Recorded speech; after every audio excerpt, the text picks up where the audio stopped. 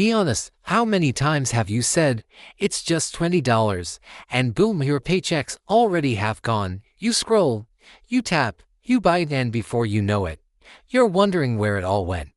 It's not that you're bad with money, it's that the game's designed for you to lose track. You tell yourself it's harmless, just a little treat after a long day, or something to make you feel better, but soon it's every day, every mood, every excuse. You're chasing that tiny rush of joy that fades before the receipt even hits your inbox. We were told spending equals happiness, that self-care means buying something new, but here's the twist. The rush you feel isn't happiness. It's dopamine, a brain trick that fades fast, leaving you craving more. You're not broke because you're lazy, you're broke because everything's built to make you impulsive.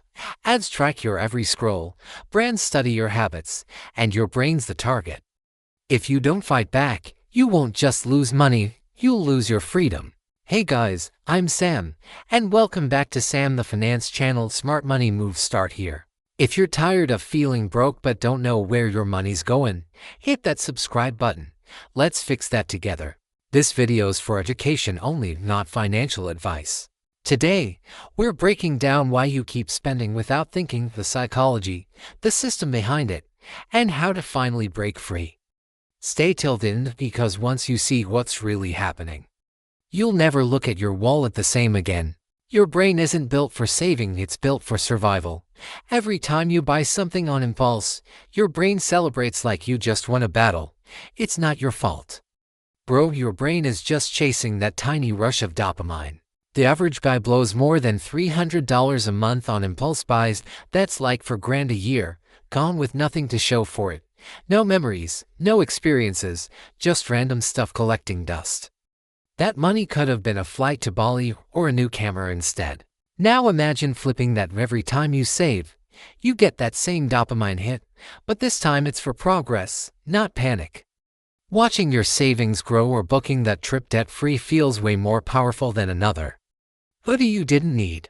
You think you're treating yourself, but really, you're hurting your future self. Discipline isn't punishment, it's self-respect. Like Lincoln said, discipline is choosing what you want most over what you want now. Ads don't just sell stuff, they sell feelings. You're not buying sneakers, you're buying the idea that you'll look cooler wearing them. The crazy part, it works because we all want to feel confident and seen. You see over 6,000 ads every single day. Yeah, your brain's basically swimming in sales pitches. Every time one pops up, it whispers, "You earned this," but the truth, it's training you to react, not to think. Once you start seeing ads as emotional traps, you get your power back. You stop buying to impress strangers online and start buying what actually adds value to your life. That's when spending turns from stress to strategy. Remember, they don't want you to think, they want you to react. Every impulse buy builds their wealth, not yours. Like Ogilvy said, if you don't understand the customer, you are the customer. Let's be real, Instagram isn't just a place to scroll. It's a trap.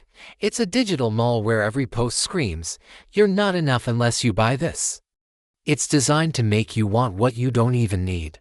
We spend over 4 hours a day online, getting hit with highlight reels from influencers showing off cars, clothes, and vacations they don't even own. It tricks your brain into thinking you're behind, like everyone's winning but you. Now imagine scrolling and not feeling that pressure anymore. No comparing, no chasing, just peace. You see other people's wins, but you don't feel less because of it. That's freedom when your worth isn't tied to what's in your cart. Remember, comparison kills gratitude.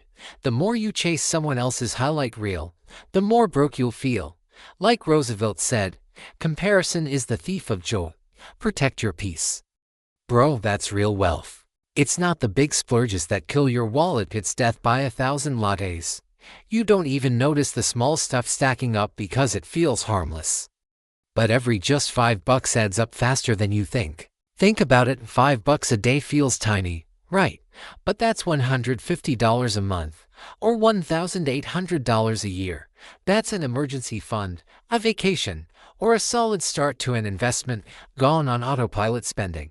Cutting tiny habits doesn't mean you can't have fun, it means you're in control. You call the shots, not your impulses.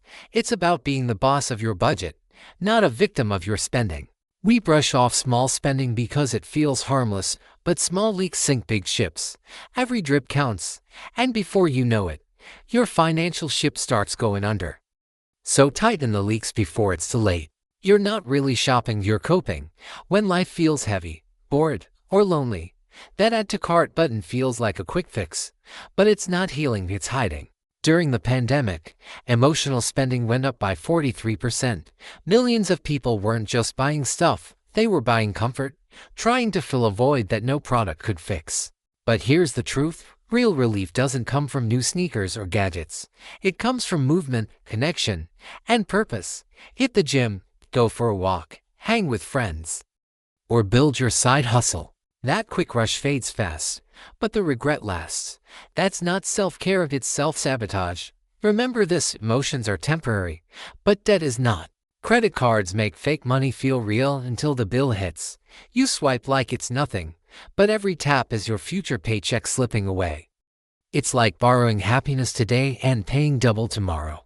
The average American carries over $6,000 in credit card debt, and that debt grows with 20% interest or more. It's not just numbers, it's financial quicksand. Every month you delay, you sink a little deeper. Imagine paying cash and feeling proud instead of guilty. There's a power in using money you actually own. Freedom beats flex every single time. Credit cards whisper, you can afford it, but they never mention the interest trap. Remember what Franklin said, interest never sleeps nor sickens nor dies. It's the quiet villain behind your buy now, pay later mindset. The first step to stop impulse spending, just notice it. Most people don't even realize how often they swipe. Once you start tracking your spending, you'll see where your money sneaks away. Here's the truth, people who track their expenses save more, not because they make more, but because they see more. Awareness makes you think twice before you tap that buy now button. Imagine this, no guilt after spending, no panic before payday, just calm, confidence, and control. When you automate your savings, your money starts working for you, not against you. But if you keep reacting emotionally to money, money will always control you. So breathe, pause, and remember, what gets measured gets managed. So here's the deal, impulse spending isn't just costing you money, it's stealing your peace, your focus, your future. You can't out-hustle bad spending habits, but you can outsmart them by taking your power back, one conscious choice at a time. If this hit home, drop your thoughts in the comments. Let's talk about what you're cutting out this month. Don't forget to like, subscribe, and share this video with a friend who needs a wake-up call. This is Sam, the Finance Channel. Smart money moves start here. Stay sharp, stay intentional, and remember, the smartest flex is freedom.